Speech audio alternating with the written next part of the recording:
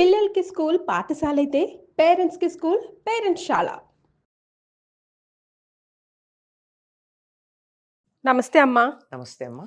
అమ్మ, ఇంటికి దీపం ఇల్లాలు అంటారు కదా. అవును. కానీ ఆ ఇల్లాలు చేసే పూజగా విలువ లేదా ఫలితం ఇంటిలి పాదికి రాదు అంటారు. అప్పుడు ఎందుకు చేయాలి, ఎందుకు రాదు? ఆ ఇంట్లో సంకల్పం చెప్పుకునేప్పుడు ఏం చెప్పుకుంటామమ్మా? గోత్రనామాలు చెప్పుకుంటాం కదా. చెప్పుకుంటాం. ఆ ఇంటికి పెద్ద ఆయన ఏమంటాం? యజమాని అంటాం. యజమాని అంటే అర్థం ఏంటి? పెత్తనం చేసేవాడని కాదు, యజ్ఞం చేసేవాడని అర్థం. ఓకే. ఇంట్లో పూర్వం ప్రతిరోజు అగ్నికార్యం చేసేవారు. అగ్నికార్యం ఆయన చేస్తాడు గనక ఆయన యజమాని అంటాం. ఆయన చేస్తే ఇంటిల్లిపాదికే వస్తుంది ఆయన సంకల్పం చెప్పుకుంటే. ఇప్పుడు ఆయన చెయ్యలేదు, ఆయన భార్య చేసింది. ఆయన భార్య చేస్తే ఆయన పేరు మీద చేసిన సంకల్పం ఫలానా వారి ఆయన భార్య అని చెప్పుకుంటుంది. చెప్పుకుంటే ఈవిడికే వస్తుంది ఫలితం. ఆయన చేస్తే కుటుంబానికి అంతా వస్తుంది. ఎప్పుడూ కూడా అధికారం అనేది, పెత్తనం అనేది తను వాళ్ళని చాలా జాగ్రత్తగా చూసుకుంటే వస్తుంది తప్ప వాళ్ళ దగ్గర నుంచి లాక్కుంటే రాదు. మరి కనుక ఇంటికి నువ్వు పెద్ద అన్నప్పుడు నువ్వు చేసింది అందరికీ ఉంటుంది. ఇప్పుడు ఆ పెద్ద ఆయన్ని పిలిచారు పెళ్లికి, కుటుంబం అంతా వెళ్ళొచ్చు. లేదా ఆయన కొడుకున్నాడు, స్కూల్లో చదువుకుంటున్నాడు, వాడిని పిలిచారు, ఎవరు వెళ్ళాలి? వాడు వెళ్తాడుగా. వాడే పెడతాడు. వాళ్ళ నాన్న వెళ్తాడా? మరి ఏమ్మా, అందుకే కదా పెళ్లి కార్డు మీద కూడా ఆ ఇంటి యజమాని పేరే రాస్తారు. పేరే రాస్తారా? కుటుంబము అంట, ఫలానా పుల్లయ్య గారు కుటుంబము అని రాస్తారు. అంతేగాని అడ్మిట్ శ్రీమతి అండ్ శ్రీ పుల్లయ్య అని రాయరుగా. అది ఆంగ్ల సంస్కృతి వచ్చాక వచ్చింది మనకి. మనకి పూర్వం ఇంటి పేరు కదా, పూర్వం శుభలేఖలు ఏమైనా ఇచ్చినట్టయితే ఇంటి యజమాని పేరు ఇచ్చేవారు. ఆ యజమాని తాను పెత్తనం చేయడంతో పాటు ఆ బాధ్యత కూడా తీసుకుంటాడు.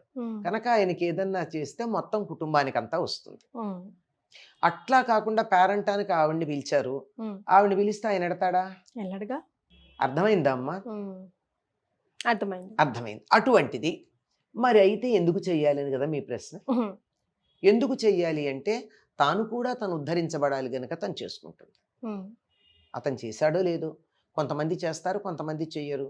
అసలు చక్కగా ఈ భర్త అన్ని సవ్యంగా చేసేవాడైతే అతనికి సహకరిస్తే ఈవిడ ఏమీ చేయకుండానే రావాల్సిన ఫలితం వస్తుంది. కానీ అందరూ చేస్తున్నారా? చేయడం లేదు. అటువంటప్పుడు అతను చెయ్యమంటే చెయ్యడు, నేనన్నా ఉద్ధరించబడాలి గనక నేను చేసుకుంటానని చేసుకుంటుంది. అందుకని తన కోసం ఎక్కడ చేసుకుంటుందమ్మా? ఇప్పుడు అదే చెప్తున్నా, నోములు వ్రతాలు అన్ని ఆడవాళ్ళకేగా, భర్తల కోసమేగా.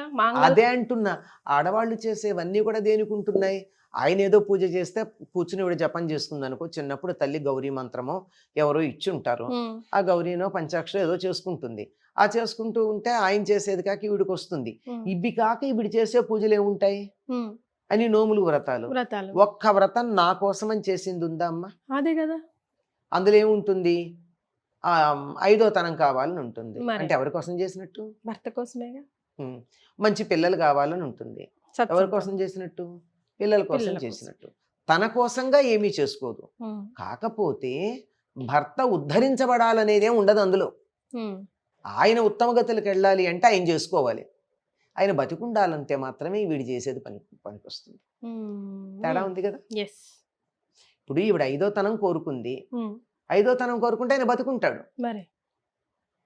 ఆయన మోక్షం పొందాలి, ఎవరు చేయాలి? ఆయనే చేసుకోవాలి.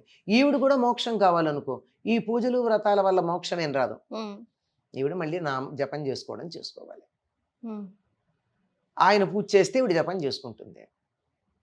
ఆయన చెయ్యడు, అసలు లేడు, కొంతమందికి ఉండరు కూడా కదా.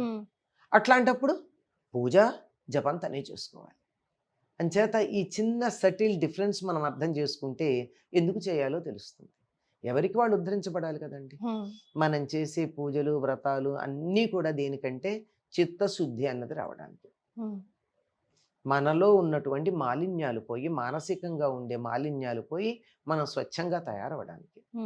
మంగళగౌరి వ్రతం చేసుకుని ఒక అమ్మాయిని కూర్చోబెట్టి మంగళగౌరిగా తాంబూలం ఇస్తాం అంటే అక్కడ విగ్రహం కాదు, నాకు మంగళగౌరి ఎవరు? సాక్షాత్తు ఒక మనిషి. అలా మనుషుల్లో అమ్మవారిని చూడడం అది ప్రాక్టీస్.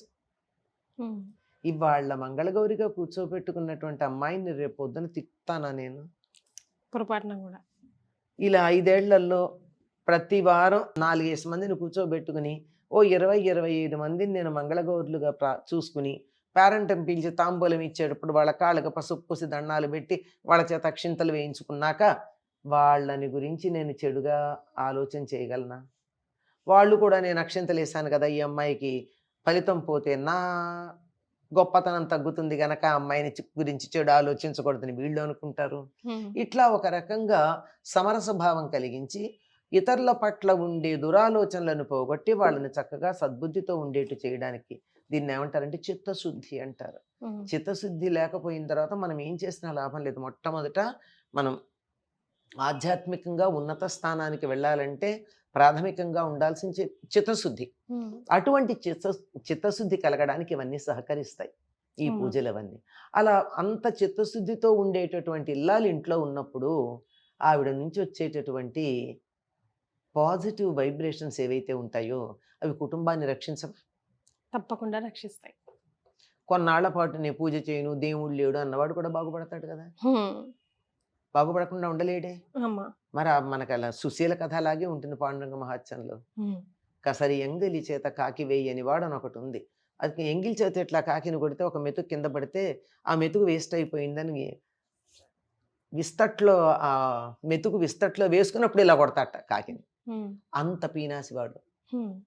అట్లాంటి వాడు తర్వాత దాన ధర్మాలు చేసేవాడు అయ్యాడు ఈ అమ్మాయి ప్రవర్తన వల్ల. అట్లా తన చేసేటటువంటి పూజలు కానీ పునస్కారాలు కానీ వ్రతాలు కానీ నోములు కానీ వీటినన్నీ కూడా భర్త పిల్లలు బాగుండాలని చేస్తోంది కనుక ఫలితం లేదని ఎట్లా అంటాం? మరి తప్పనిసరిగా ఉంటుంది.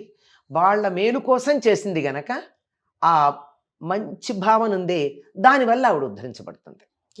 ఇతరుల కోసం ఏం చేసినా మనం భౌతికంగా ఫిజికల్గా కనపడేటట్టు ఇతరుల కోసం చేసింది ఏదైతే ఉందో అది ఈ క్షణాన నాకు మేలు చెయ్యదు, కానీ నన్ను ఉద్ధరిస్తుంది. మరి అమ్మ ఇంకో మాట, ఏ నామం అయినా మనం జపం చేసుకున్నప్పుడు ఎలాంటి ఫలితం వస్తుంది? ఏ నామమైనా ఎవరైనా ఎప్పుడైనా జపం చేసుకోవచ్చు అన్నది ఏదైనా ఉందా? ఉందమ్మా. రామనామం ఎప్పుడైనా చేసుకోవచ్చు. ఓకే. నాకు రాముడు అంటే ఇష్టం లేదు, శివుడు అనుకో శివనామం చేసుకోండి. నమశివాయ. అమ్మ రామ అనే ఆ 2 అక్షరాల పదానికి ఎందుకమ్మా అంత పవర్? చాలా శక్తివంతమైన మంత్రం అమ్మ అది. రా అగ్ని బీజం, మా అమృత బీజం. దానివల్ల అగ్ని ఏమో మొత్తం మనలో ఉన్న పాపాలు కడిగేస్తుంది, మా తర్వాత దాన్ని మన్ని అమృతత్వంతో ఉద్ధరిస్తుంది. నారాయణ మంత్రం అలాగే శివుడికి సంబంధించిన నమశివాయ, ఈ రెండిటికి సంబంధించిన ప్రధానమైనటువంటి బీజాలు ఏమున్నాయో అవన్నీ 2 కలిపితే వచ్చింది రామ.